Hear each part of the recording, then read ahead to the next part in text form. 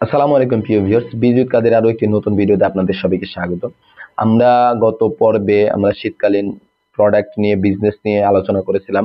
তো আজকের ভিডিওটা আমরা ছোট্ট একটা অল্প ইনভেস্ট, একদম সামান্য ইনভেস্টে একটা বিজনেস নিয়ে আলোচনা করব, যেটা একটা সিজনাল বিজনেস বা সারা বছরই টুকটাক চলে, কিন্তু এই শীতের সিজনে এই বিজনেসটা একটু ভালো রমরমা ব্যবসা হয়। তো এই ভিডিওটা খুব কম টাইমের মধ্যে হবে। তো পুরো ভিডিওটা দেখতে থাকুন, চলে আসি ইন্ট্রোর পরে।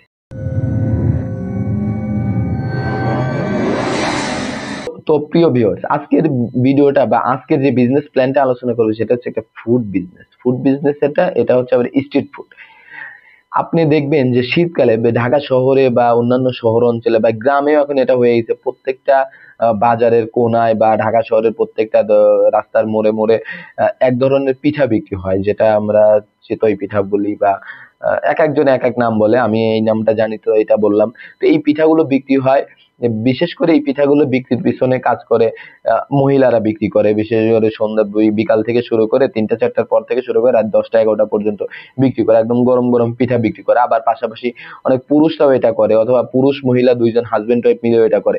এখন এই বিজনেসটা কারা করতে, এই বিজনেসটা যদি আপনি শখের বসে আপনার এলাকা বা আপনার বাসার সামনে বা আপনার যদি আপনার একটা কোনো নির্দিষ্ট দোকান থাকে, সেই দোকানের সামনেও যদি করতে পারেন তাও কিন্তু চলবে। কারণ এই শীতকালীন এই পিঠা আর একটা হচ্ছে ভাপা পিঠা, এই দুইটা পিঠার প্রচলন গ্রাম থেকে শুরু করে শহরে সব জায়গায় আছে।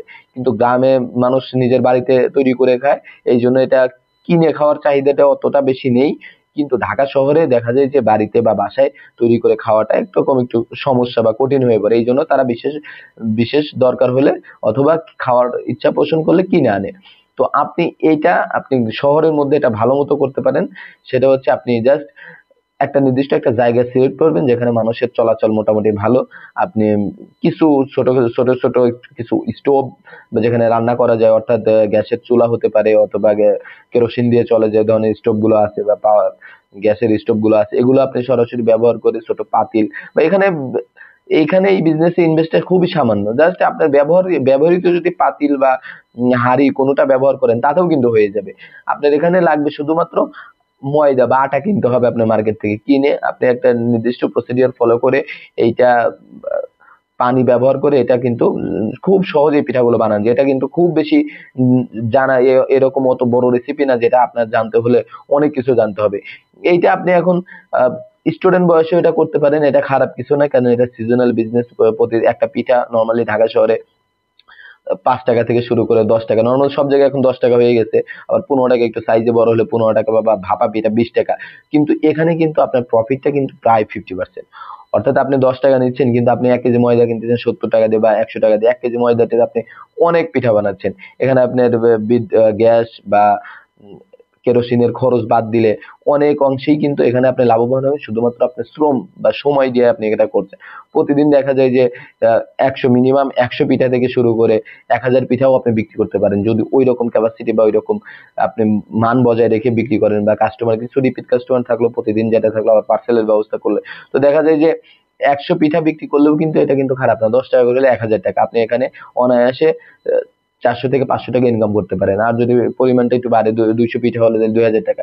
কেন বললাম যে প্রায় অর্ধেক অর্ধেক, এর সাথে শুধু কি দেয়, এর সাথে শুধু যে চেপা শুটকির ভর্তা বা আমাদের যে সরিষার যে একটা দেয়, সসের মতো তৈরি করে দেয়। এইটা নর্মালি এখন সব জায়গায় ধনেপাতা, সরিষা এবং হচ্ছে চেপা শুটকির যে ভর্তাটা, এই তিনটা ব্যবহার করে। কিন্তু কিছু কিছু জায়গায় ভর্তার আইটেম গুলো বাড়াইয়া রাখে, ভর্তার আইটেম বাড়াইয়া রাখলে কাস্টমার আপনার এখানে ঝুঁকবে বেশি। কিন্তু নর্মাল টাইমে আপনি চাইলে শুধুমাত্র এই তিনটা দিয়ে আপনি ব্যবসা শুরু করতে পারেন। আর যদি পিঠার সাইজটা একটু ছোট করে ৫ টাকার মধ্যে করা যায়, আপনি যদি কস্টিং হিসাব করে যে প্রতি পিঠায় আপনার ২ টাকা বা ১ টাকা করেও রাখা যায়, কিন্তু সেলটা যদি বেশি করতে পারেন তাহলে আরো বেশি প্রফিটেবল হবে।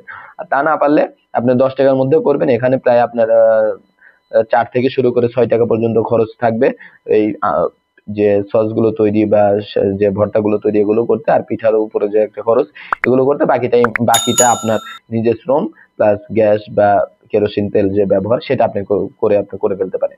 তো এইটা করলে এখানে প্রায় 50% না হলেও প্রায় 40% আপনার লাভবান হবেন। কিন্তু এই লাভবানটা শুধু শীতকাল মৌসুমেই আপনি করতে পারেন। নর্মাল অন্য টাইমে চাহিদাটা থাকে কিন্তু খুব কম।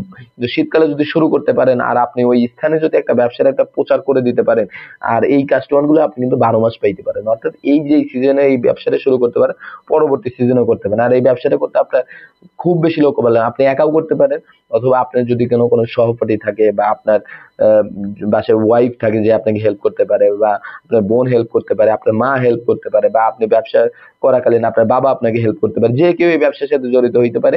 এটা একটা পার্ট টাইম বিজনেস এর মতো। বিকাল 3টা থেকে শুরু করে রাত 10টা 11টা পর্যন্ত, সারাদিন আর কোনো কাজ নেই, সারাদিন এগুলো প্রসেসিং করেই পার করতে পারবে। তো এই বিজনেসটা অনেকের কাছে হয়তো সুইটেবল নাও হতে পারে, কিন্তু আমি সবার জন্য না, যারা এই ভিডিওটা বা এই ধরনের কাজ করতেছেন তাদের জন্য আজকের ভিডিওটি। তো আমাদের ভিডিওটি কেমন লাগলো আপনারা কমেন্ট করে জানাতে পারেন, বা নতুন নতুন ভিডিও সম্পর্কে জানতে চাইলে আমাদেরকে ফলো করতে পারেন, সাবস্ক্রাইব করতে পারেন। তো আজকের ভিডিওটি দেখার জন্য ধন্যবাদ সবাইকে। আসসালামু আলাইকুম ওয়া রাহমাতুল্লাহি ওয়া বারাকাতুহু।